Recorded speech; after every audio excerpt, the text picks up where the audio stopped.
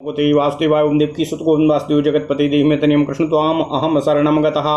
अथ श्री अग्नि महापुराण चतुरशीत्याधिक शततमो अध्यायः। अष्टमी व्रतानि। अग्निरुवाच ब्रह्मादिमात्र यजना जपेन मात्र गणाष्टमी कृष्णाष्टाम्यां चैत्रमासे पूज्याब्दं कृष्णमर्थभाको। कृष्णाष्टमी व्रतं वक्ष्ये मासे मार्गशिरे चरेत् नक्तं कृत्वा शुचिर्भूत्वा गोमूत्रं प्राशयेन्निशि भूमिसायी निशायां च शङ्करं पूजयेद् व्रती पौषे शम्भुं घृतं प्रास्य माघे क्षीरं महेश्वरम् महादेवं फाल्गुने च तिलासी समुपोषितः चैत्रे स्थाणुं यवासी च वैशाखेथ शिवं यजेत कुशोदासी पशुपतिं ज्येष्ठे शृङ्गोदकासनः आषाढे गोमयास्युग्रं श्रावणे सर्वकर्मभुको त्र्यंबकं च भाद्रपदे बिल्वपत्रासनो निशि ताण्डुलासी चाश्वयुजे ईशं रुद्रं तु कार्तिके दध्यासी होमकारी स्याद्वर्षान्ते मण्डले यजेत गोवस्त्र हेमं गुरुवे दद्याद्विप्रेभ्य ईदृशम् प्रार्थयित्वा द्विजान् भोज्य भुक्ति मुक्तिमवाप्नुयात् नक्तासी त्वष्टमीषु स्याद्वत्सरान्ते चाधेनुदा पौरंदरम पदम याति स्वर्गाति व्रतमुच्यते अष्टमी बुधवारेण पक्षयोरुभयोर्यदा तदा व्रतं प्रकुर्वीत अथवा सगुडासिता तस्यां नियमकर्तारो न स्युः खण्डित सम्पदः ताण्डुलस्याष्टमुष्टीनां वर्जयित्वाङ्गुलीद्वयं भक्तं कृत्वा चाम्रपुटे सकुशे सकुलाम्बिकाम् सात्विकं पूजयित्वाङ्गं भुञ्जीत च कथाश्रवात् शक्तितो दक्षिणां दद्यात् कर्कटी तण्डुलान्विताम् धीरो द्विजोष्य भार्यास्ति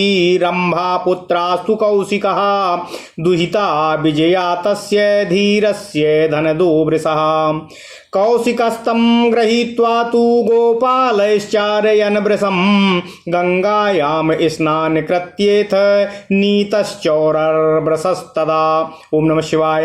स्नात्वा वृषं पश्यन्स वृषं मार्गीतुमागतः विजया भगिनी युक्तो ददर्श सा सरोवरे दिव्यस्त्रीयोषितां वृन्दं ब्रवीद्देहि भोजनं स्त्री वृन्दमूचे व्रतकृद भुङ्क्ष्वः त्वामिति थिर्यतः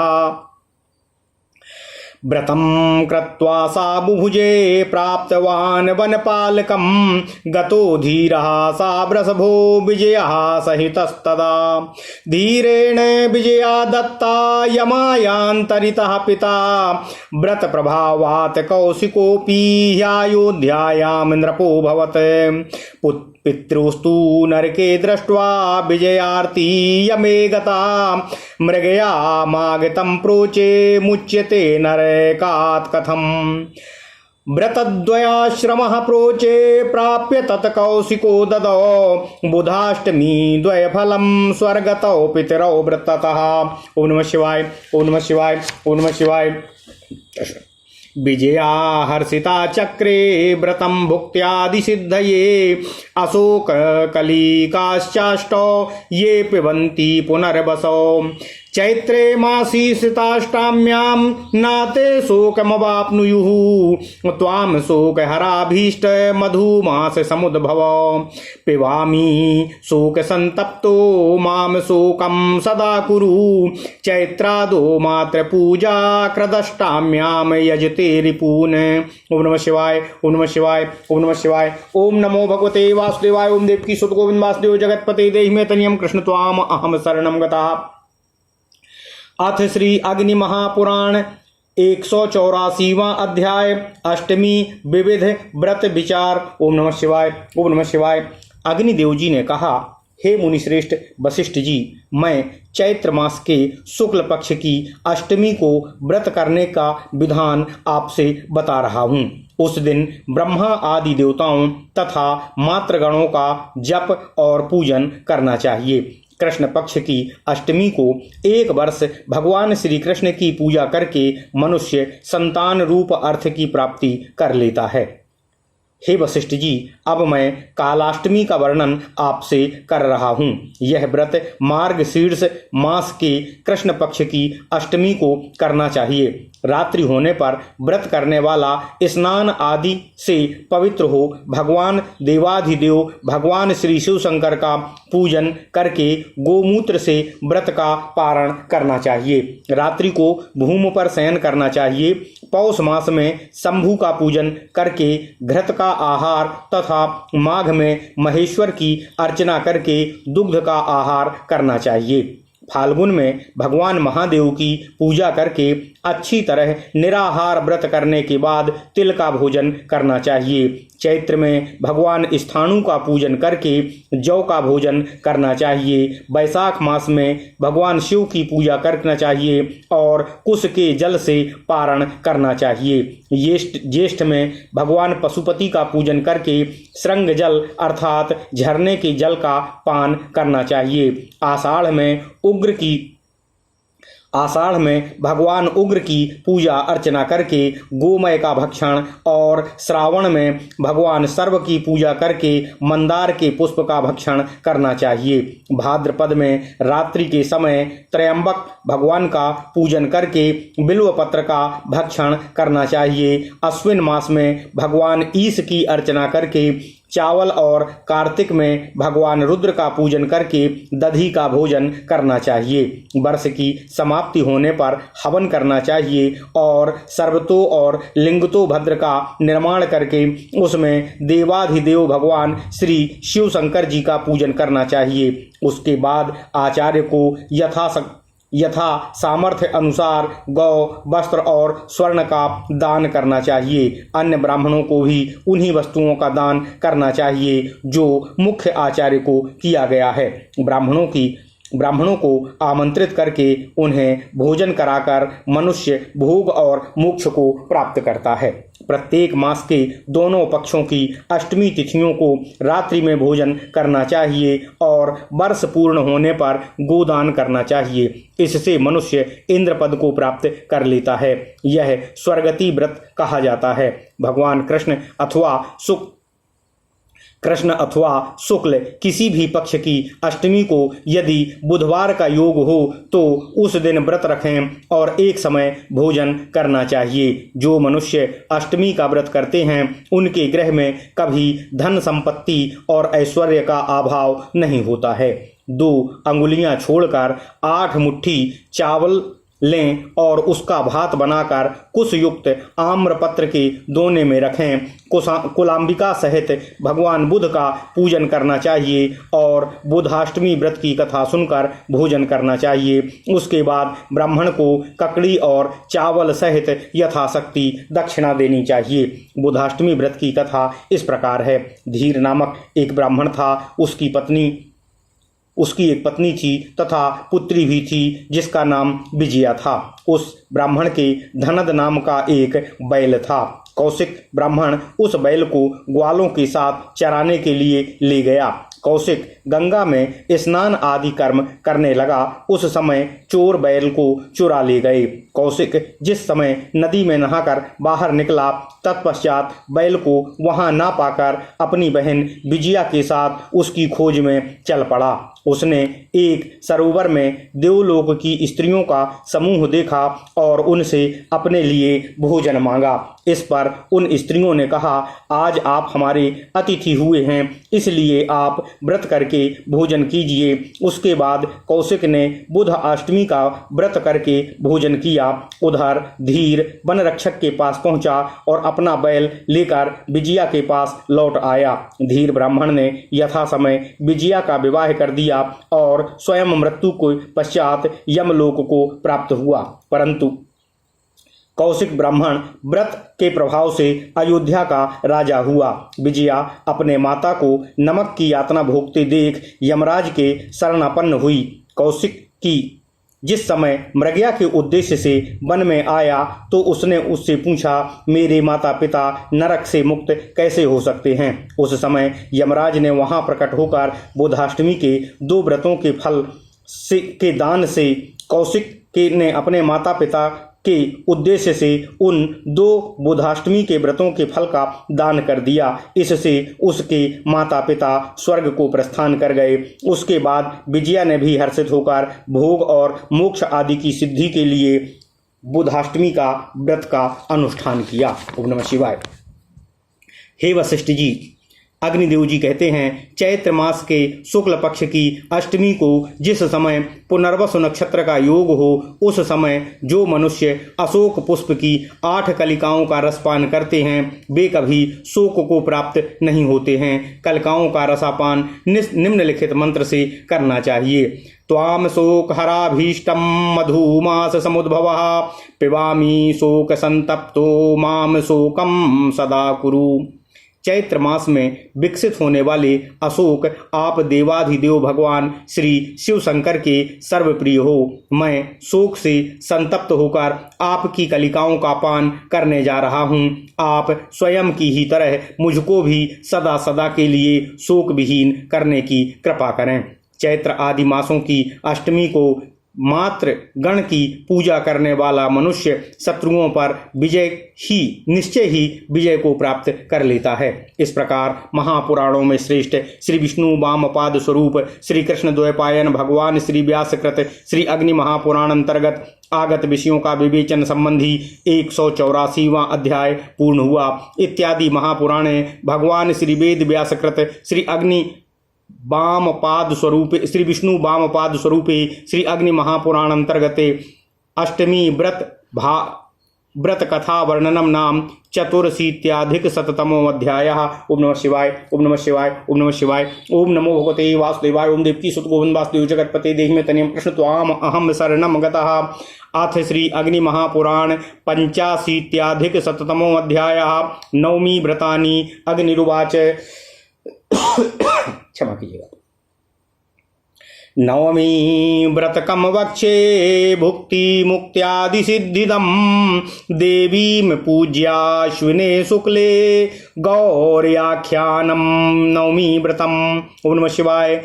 पिष्टकाख्या तु नवमी पिष्टासी देवी पूजनात् अष्टम्यामाश्विने शुक्ले कन्यार्के मूलभे यदा अघार्दना सर्वदा वै महती नवमी स्मृता दुर्गा तु नवगे हस्था एकागारा स्थिताथवा पूजिताष्टादश भुजा शेषा 16 सत्कराः शेषाः 16 हस्ता स्यूरंजनम डमरूमृतथा रुद्रचंडा प्रचंडा चा चंडोग्रा चंडनायिका चंडा चंडवती पूज्या चंडरूपाति चंडिका क्रमान्य मध्ये चोग्रचंडा दुर्गा महिषमर्दिनी ओम दुर्गे दुर्गे रक्षणी स्वाहा दशाक्षरो मंत्रः दीर्घाकारादि मंत्रादीर्नवनेत्रो नमोन्तकः षड्भिः पदैर्नमः स्वधा बसटकार हृदादिकाम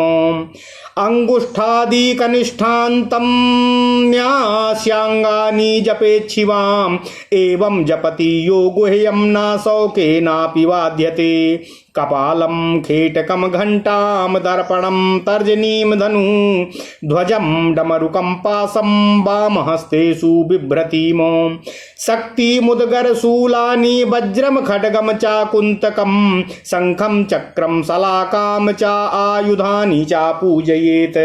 ओम नमः शिवाय। ओम नमः शिवाय। ओम नमः शिवाय।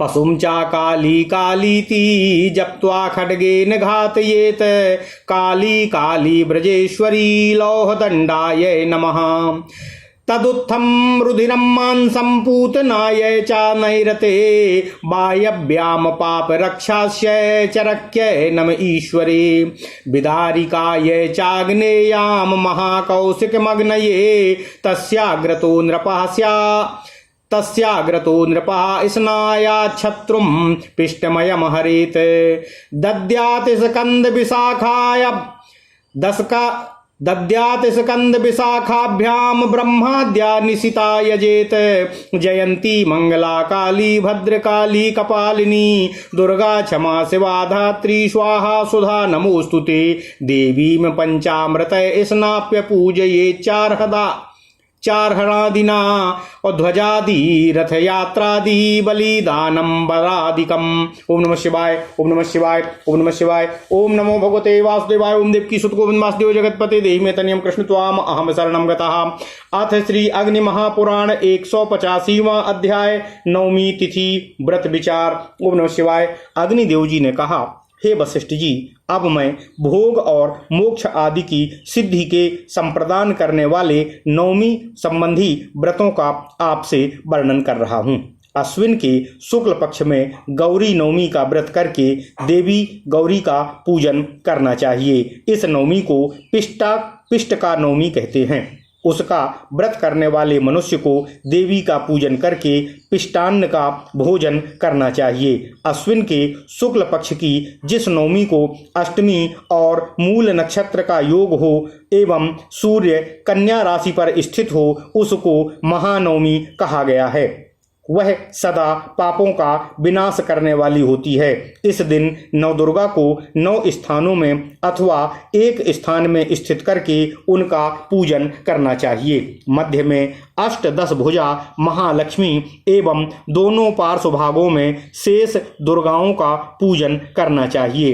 अंजन और डमरू के साथ निम्नलिखित क्रम से नवदुर्गाओं की स्थापना करनी चाहिए।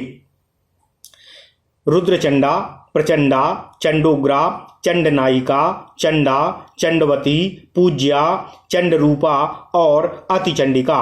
इस सब के मध्य भाग में 8-10 भुजा रूपी उग्रचंडा महिषमर्दिनी दुर्गा का पूजन करना चाहिए। ओम दुर्गे दुर्गे रक्षसी स्वाहा, यह 10 दुर्गा मंत्र है। जो मनुष्य इस विधि से उपरोक्त 10 मंत्र का जप करता है वह किसी से भी बाधा को प्राप्त नहीं करता है। भगवती दुर्गा अपने वाम करों में कपाल, खेटक, घंटा, दर्पण, तर्जनी, मुद्रा, धनुष, ध्वजा, डमरू और पास एवं दक्षिण हाथों में शक्ति, मुदगर, त्रिशूल, वज्र, खंग, भाला, अंकुश, चक्र तथा सलाका धारण किए हुए रहती हैं। उनके इन आयुधों की भी पूजा अर्चना करनी चाहिए। ओम नमः शिवाय।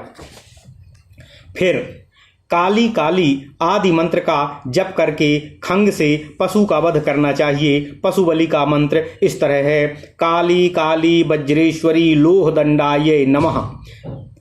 बलि पशु का रुधिर और मांस पूतनाय नमः। बलि पशु का रुधिर और मांस पूतनाय नमः कहकर नैऋत्य कोण में, पाप रक्षस्यै नमः कहकर वायव्य कोण में, चरक्यै नमः कहकर ईशान कोण में एवं विदारिकाय नमः कहकर अग्नि कोण में उनके उद्देश्य से समर्पित करना चाहिए। यहाँ स्मरण रखें कि ब्राह्मणों के लिए पशु बलि वर्जित है। जो लोग मांसाहार करते हैं उन्हें ही बलि पशु से पूजा करनी चाहिए, ब्राह्मणों को नहीं। कहकर अग्निकोण में उनके उद्देश्य से समर्पित करना चाहिए। राजा को उनके सम्मुख स्नान करना चाहिए और स्कंद एवं विशाख के निमित्त पिष्ट निर्मित शत्रु की बलि देना चाहिए। रात्रि में ब्राह्मी आदि शक्तियों का पूजन करना चाहिए। जयंती, मंगला, काली, भद्रकाली, कपालिनी, दुर्गा, शिवा, क्षमा, धात्री, स्वाहा, स्वधा नमोस्तुते।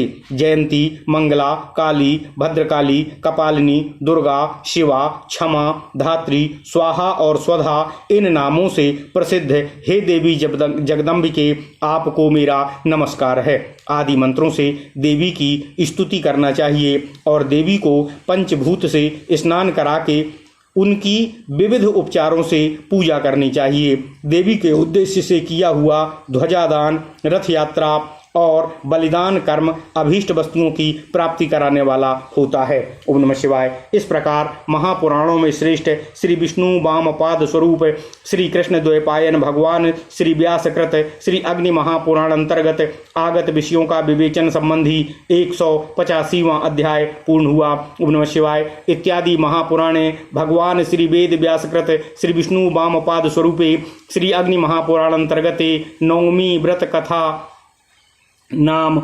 85 शततमो अध्यायः। ओम नमः शिवाय। ओम नमः शिवाय। ओम नमः शिवाय। ओम नमो भगवते वासुदेवाय। ओम देवकी सुत गोविंद वासुदेव जगतपति देहि में तन्यम कृष्ण त्वाम अहम सर